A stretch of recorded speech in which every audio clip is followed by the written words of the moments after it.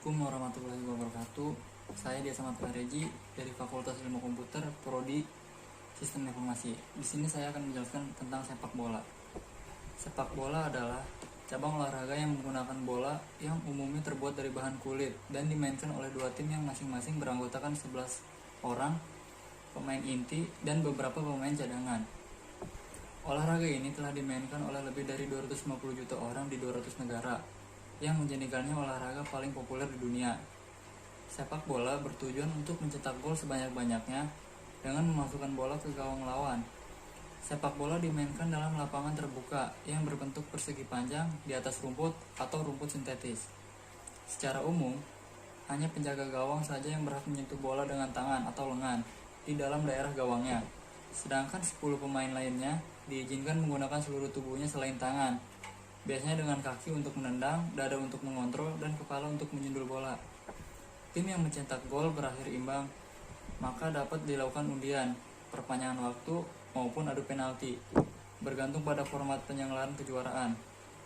Dari sebuah pertandingan resmi, 3 poin diberikan kepada tim pemenang, 0 poin untuk tim yang kalah, dan masing-masing 1 poin untuk dua tim yang bermain imbang. Meskipun demikian, pemenang sebuah pertandingan sepak bola dapat dibatalkan sewaktu-waktu atas skandal dan tindakan kriminal oleh sebuah tim dengan 3-0 apabila tim lawan sengaja mengundurkan diri dari pertandingan atau walk out. Sepak bola bukan hanya soal olahraga, melainkan ada sisi politiknya. Akhir-akhir ini, atmosfer sepak bola kita semakin menunjukkan keadaan yang beragam. Di sisi yang satu mendapat angin segar, di sisi yang lain terus-menerus menghembuskan suhu panas yang sanggup mempengaruhi panas pecinta sepak bola Indonesia. Melihat dari segi prestasi, tidak ada hal yang membanggakan yang selama ini kita gelorakan melalui kritik, input, hujatan, makian. Ya, sama sekali nol. Lalu apa yang membuat kita khususnya kompasioner ikut menghembuskan suhu panas dingin ke dalam atmosfer sepak bola Indonesia? Pertama, bahwa kita pecinta sepak bola Indonesia ingin ada perubahan. Namun sisi lain banyak juga yang terlena dengan fanatisme kedaerahan, fanatisme klub, dan fanatisme idola atau pemimpin. Tidak sedikit yang jadi fanatis karena mengidolakan Nirwan Bakri dan Nurdin Halid. Kedua, bahwa kita bertarung oleh karena identitas kebangsaan kita. Tentu ada yang menyerang identitas sepak bola Indonesia, khususnya dari KPSI. Bahkan banyak yang berani menghina identitas tanah air di balik sepak bola itu sendiri. Dan banyak juga yang mempertahankan identitas tanah air di balik sepak bola nasional. Tentu Anda tahu pihak mana yang sengaja merindukan kehancuran dan pihak mana yang berupaya menuju prestasi. Jika Anda memperhatikan sikap bermain sepak bola nasional, tentu tidak luput juga dari ragam suhu yang berembus. Bahkan, banyak propaganda pemain sepak bola kita yang membuat nyali Anda bisa melambung kangkung dan menggelengkan kepala. Yaitu ada propaganda politik ala Bambang Pamungkas. Masa depan saya di timnas nasional bukan berada di tangan rekan-rekan wartawan, bukan berada di tangan para supporter di luar sana, bukan di tangan komentator di TV-TV sana, bukan juga di tangan Ketua Umum PSSI Bapak Johar Arifin. Masa depan saya di timnas nasional berada di tangan pelatih tim nasional.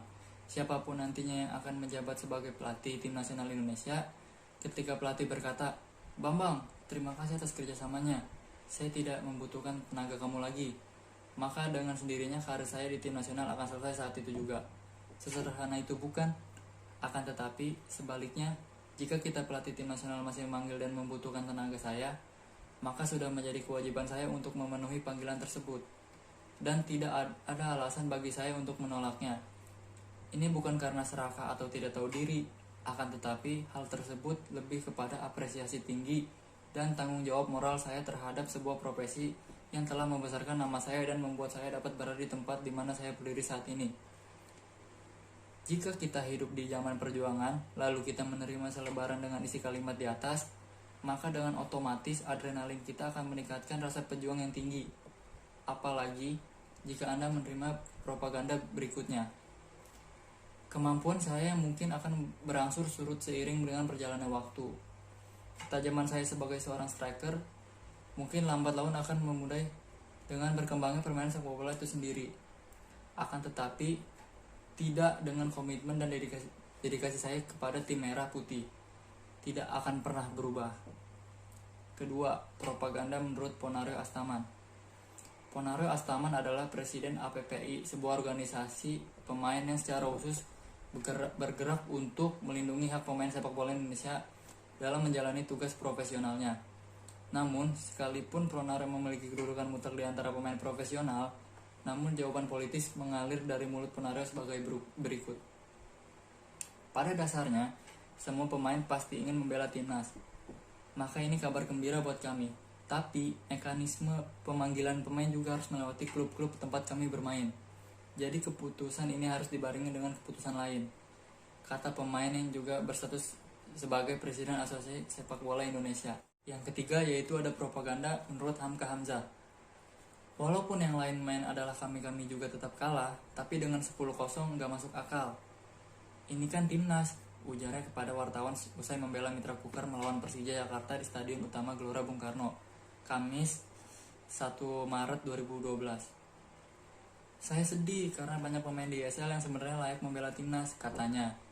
Nama-nama pemain sepak bola di atas adalah ikon dalam dunia sepak bola nasional di posisinya masing-masing. Menyimak setiap ungkapan mereka, rasanya tidak ada keraguan bahwa mereka ini benar-benar tahu dan paham bagaimana membela negara. Tentu mereka punya cinta yang besar ke bangsa ini yang tidak diragukan lagi. Namun kenyataannya, Anda tahu sendirilah. Pernyataan mereka bukanlah sebuah kenyataan imajiner. Lalu apa kata Titus Bonai? Rasanya sulit menemukan pidato politik Titus Bonai sebelumnya. Namun 2 hari yang lalu, Tibo membuat pidato kenegaraan yang mengundang decak kagum, menarik simpati, mengurai hormat atas apa yang dilakukannya. Saya bergabung ke sini karena ada surat panggilan dari PSSI dan negara. Itu alasan saya datang ke sini, ujar Tibo. Saya senang ada di sini, tapi saya baru 2 hari di sini, belum bisa banyak ngomong, tindas Tibo. Mungkin Tibo tidak tahu bagaimana membuat website pribadi atau blog. Mungkin Tibo jarang diwawancari wartawan. Mungkin Tibo bukan presiden organisasi yang tetap. Namun pidato Tibo mengusik ke dalam hati pencinta sepak bola Indonesia. Jadi saya mau katakan bahwa setiap ungkapan mulut kita, jika kita tidak pernah merealisasikannya, maka hal itu akan membuat kita memiliki cap pembohong, bahkan munafik serta pengecut. Sepak bola pun ada konspirasi dan kecurangannya. Di luar lapangan, penegak hukum yang lemah oleh federasi dianggap penyebab Indonesia menjadi lahan yang subur pengaturan skor laga sepak bola.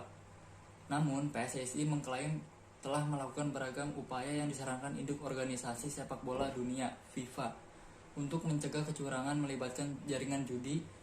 Disebut momentum baru PSSI memberantas sepatu gulpat yang menjadi sportivitas. Manajer Madura FC, Januar Harwanto, menuding anggota komite khusus PSSI, Hidayat, menawarinya uang 100-150 juta. Syaratnya Madura harus memberi kemenangan pada PSS Sleman dalam La Liga 2. Januar pertama kali mengeluarkan tuduhan itu dalam tayangan gelar bicara televisi Mata Najwa 28 November lalu. Dalam acara yang sama, Hidayat membantah tudingan yang diarahkan kepadanya. Saya siap bertanggung jawab. Kalau memang saya terbukti mengatur skor, tidak perlu dipanggil komite disiplin. Saya akan mengundurkan diri, kata Hidayat. Dalam wawancara dengan BBC News Indonesia, Januar menyebut Madura FC sebenarnya sudah beberapa kali menerima tawaran uang untuk pengaturan skor. Bedanya, sejumlah tawaran itu tidak melibatkan oknum pengurus PSSI. Tawaran bukan datang kali ini saja, tapi karena ini menyangkut orang PSSI, itulah mengapa kami laporkan. Selama ini ada tawaran dari teman-teman, kami tolak dan biarkan. Tapi ini petinggi PSSI yang bermain dengan maklar. Menjijikan sekali, ujarnya via telepon Kamis 28 Oktober. Isu pengaturan skor belakangan muncul ke publik, terutama setelah laga antara Aceh United kontra PSMP Mojokerto 19 November lalu. Keduanya berhadapan dalam babak 8 besar Liga 2 yang merebutkan jatah promosi ke kasta tertinggi Liga Sepak Bola Indonesia. Pertandingan itu berakhir dengan skor 3-2 untuk kemenangan Aceh United. Namun, sejumlah kejanggalan banyak dibicarakan publik, terutama seorang pemain PSMP yang terlihat tak mengarahkan tendangan penalti ke gawang Aceh. Kasus pengaturan skor ini bukan kali ini aja mencuat. Oktober 2014, laga PSS Sleman kontra PSIS Semarang di Liga 2 dianggap mempertontonkan sepak bola gajah. Pemain kedua tim berlomba memasukkan ke gawang sendiri 5 gol dalam Laga itu merupakan gol bunuh diri. Sejumlah pelatih dari pemain PSS dan PSIS divonis bersalah oleh Komdis PSSI. Bambang Sunario, mantan pemain yang pernah dilarang beraktivitas seumur hidup dalam sepak bolaan oleh negeri PSSI, menyebut Indonesia sebagai lumbung uang bagi para penjudi. Menurut Bambang, industri sepak bola yang tidak sehat secara finansial menjadi salah satu faktor rentannya pengaturan skor. Banyak klub sepak bola yang sakit, mereka perlu modal sedikit untuk eksis dalam kompetisi, ujarnya. Para penjudi yang mengatur skor, kata Bambang, sebagian besar berasal dari luar negeri dan berjejaring dengan rumah judi besar. Pengatur skor ini berjudi, pasang taruhan di rumah judi, mereka ingin menang. Masuklah mereka ke tim Indonesia yang parah ekonominya, termasuk ke Liga 2. Biasanya bandar atau penjudi ingin menyogok seluruh tim dan manajer, pelatih, dan pemain. Harganya 200-300 juta untuk kasa Liga 2, kata Bambang kepada BBC News Indonesia. Oktober 2015, Komdis PSSI menjatuhkan larangan beraktivitas di persepakbolaan kepada Bambang. Ia dituding mengatur skor sejumlah laga, membenarkannya ke publik, tapi enggan membantu PSSI memberantas mafia pertandingan. Bagaimanapun, Bambang menganggap persoalan ini tidak pernah tuntas karena PSSI enggan memberantas para pelaku pengaturan skor. Indonesia itu lumbung. Orang-orang PSSI sebenarnya tahu siapa oknum di lembaga mereka yang ikut bermain, ucapnya. Namun PSSI menolak dianggap membiarkan mafia pertandingan mengatur hasil laga. Beragam upaya yang disarankan FIFA diklaim telah dilakukan untuk menjaga mengawasi kecurangan.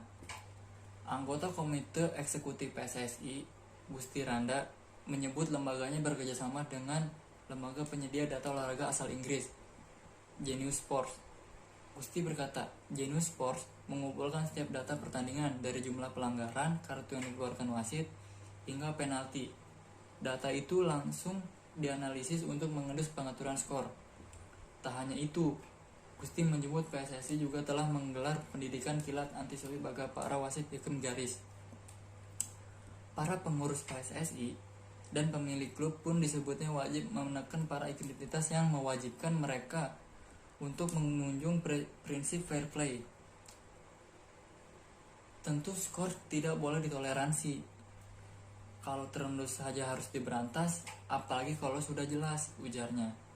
Gusti mendesak para pihak yang mengetahui dugaan pengaturan skor maupun keterlibatan pengurus PSSI untuk melapor ke Komisi Disiplin atau kepolisian. Isu seperti ini dianggapnya kerap menjadi desas-desus semata dan merugikan citra PSSI. Jadi persoalan pengatur skor ini tunjuk hidung, jangan kata-katanya. Kalau Anda tahu orangnya, laporkan, kata Gusti.